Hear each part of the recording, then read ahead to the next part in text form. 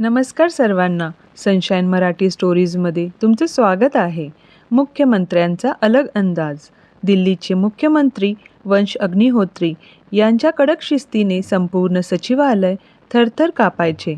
त्यांच्यासाठी चूक या शब्दाला माफी नव्हती. तर दुसरीकडे त्यांची सेक्रेटरी इशिता ही अतिशय अल्लड, निरागस पण तितकीच स्पष्टवक्ती मुलगी होती. वंशच्या पाठीमागे ती त्यांना जंगली मांजर म्हणून चिडवायची. एका सरप्राईज इन्स्पेक्शनच्या दरम्यान इशिताकडून एक महत्त्वाची फाईल विसरली जाते. संतापलेले वंश तिला भर रस्त्यात मुसळधार पावसात गाडीतून उतरवून निघून जातात. इशिता रागाने आणि अपमानाने रडत तिथेच उभी राहते. पण वंशना नंतर पश्चाताप होतो आणि ते गाडी मागे फिरवून तिला स्वतःचा कोड देतात. तेथे त्यांच्यात एक हळूवार नाते सुरू होते. इशिता घरी पोहोचते तेव्हा तिला तिच्या फाईलच्या बॅगेत एक गुप्त पेनड्राईव्ह सापडतो. तो तिचा नसतो. तो पेनड्राईव्ह मुख्यमंत्र्यांच्या गाडीतून चुकून तिच्या बॅगेत पडलेला असतो, ज्यात काहीतरी अत्यंत गोपनीय माहिती असते. दुसऱ्या दिवशी इशिता मंत्रालयात जाते तेव्हा वंशचा मूड खूप प्रचंड खराब असतो. त्यांच्या केबिनमधून एक अत्यंत महत्त्वाची आणि गुप्त फाईल, जी एका मोठ्या राजकीय घोटाळ्याशी संबंधित असते, गायब झालेली असते. वंशना संशय असतो की त्यांच्याच खात्यात कोणीतरी देशद्रोही अधिकारी लपला आहे. इशिताला समजते की तो पेनड्राईव्ह याच फाईलचा आहे. ती वंशना तो पेनड्राईव्ह परत करायला जाते. पण तेवढ्यात वंशचे विरोधक आणि विरोधी पक्षनेते मंत्रालयात येतात.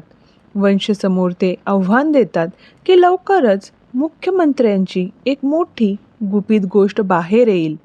इशिता वंशना पेनड्राईव्ह देण्यापूर्वीच वंशच्या फोनवर एका अज्ञात नंबरवरून मेसेज येतो. तुझ्या सेक्रेटरीवर लक्ष ठेव, ती विरोधकांना फाईल्स विकत आहे. वंश संशयाने इशिताकडे पाहतात आणि तिचा हात पकडून तिला थेट चौकशी खोलीत घेऊन जातात. वंश इशितावर ओरडतात आणि तिच्यावर अविश्वास दाखवतात. इशिताचे डोळे भरून येतात.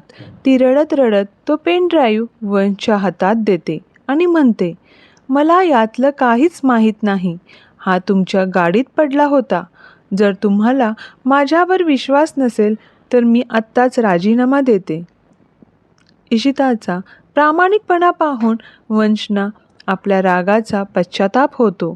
ते इशिताची माफी मागतात आणि तिला समजते की वंशच्या जीवाला धोका आहे. वंश इशिताला सुरक्षित ठेवण्यासाठी तिला काही दिवसांसाठी आपल्या खाजगी बंगल्यावर घेऊन जातात. तेथे अधिकृत वातावरणाबाहेर दोघे एकमेकांच्या जवळ येऊ लागतात. वंशचा हळवा कोपरा इशिताला दिसतो. बंगल्यावर असताना रात्रीच्या वेळी अचानक वीज जाते आणि काही अज्ञात हल्लेखोर बंगल्यावर हल्ला करतात.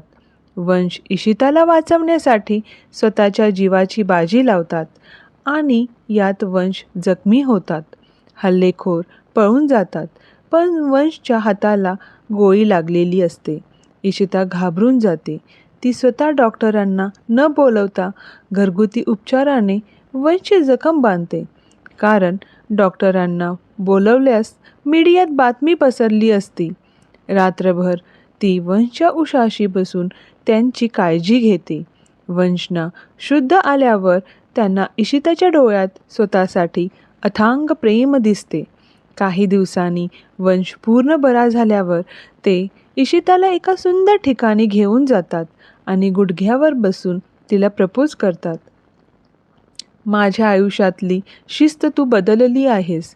I love you Ishita. Ishita आनंदाने होकार देते. दोघे एकत्र असतानाच वंशच्या पीएचा फोन येतो आणि तो सांगतो की विरोधकांकडे मुख्यमंत्र्यांचे काही वैयक्तिक फोटो गेले आहेत आणि ते उद्या मीडियात वंश आणि इशिताच्या नात्याचा गैरवापर करून वंशना बदनाम करणार आहेत. सकाळ होताच टीव्हीवर बातम्या सुरू होतात. मुख्यमंत्री आपल्या सेक्रेटरीच्या प्रेमात वेडे. शासकीय पैशांचा गैरवापर अशा खोट्या बातम्या पसरवल्या जातात. वंशची राजकीय कारकीर्द धोक्यात येते. त्याचे स्वतःचे विपक्षश्रेष्ठी त्याच्याकडून राजीनाम्याची मागणी करतात. वंश शांत असतात कारण त्यांना इशिताची चिंता असते. इशिताला बदनाम झालेले पाहून वंशना प्रचंड राग येतो. पण इशिता मात्र खचून न जाता एक मोठा निर्णय घेते. ती स्वतः मीडियासमोर जाण्याचे ठरवते. इशिता पत्रकार परिषद घेते, पण तिथे ती वंशच्या प्रेमाची कबुली देण्याऐवजी सांगते, माझ्या आणि मुख्यमंत्र्यांमध्ये फक्त व्यावसायिक नाते आहे. विरोधक जे फोटो दाखवत आहेत ते बनावट आहेत. वंशची खुर्ची वाचवण्यासाठी इशिता स्वतःच्या प्रेमाचा बळी देते. इशिताच्या या वक्तव्यामुळे वंशची इज्जत वाचते, पण वंशचे मन तुटते. त्यांना वाटते की इशिताने भीतीपोटी त्यांच्या प्रेम नाकारले आहे. ते इशितावर नाराज होतात आणि तिच्याशी बोलणे बंद करतात. मंत्रालयात पुन्हा एकदा जुने कडक आणि क्रूर वंश परत येतात. पण इशिता शांत बसलेली नसते. तिने पत्रकार परिषदेत खोटे बोलून विरोधकांचा विश्वास जिंकलेला असतो.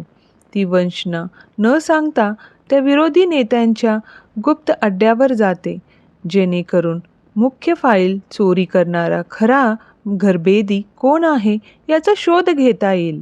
विरोधकांच्या ऑफिसमध्ये इशिताला एक धक्कादायक पुरावा मिळतो. वंशचा सर्वात विश्वासू माणूस म्हणजेच त्यांचा स्वतःचा पीए, ज्याने फोटो लीक केले होते, तोच विरोधकांचा मुख्य हस्तक असतो. पण इशिताला पकडण्यापूर्वीच तेथे विरोधी नेते तिला बंदी बनवतात. इशिता गायब झाल्याचे वंशच्या लक्षात येते.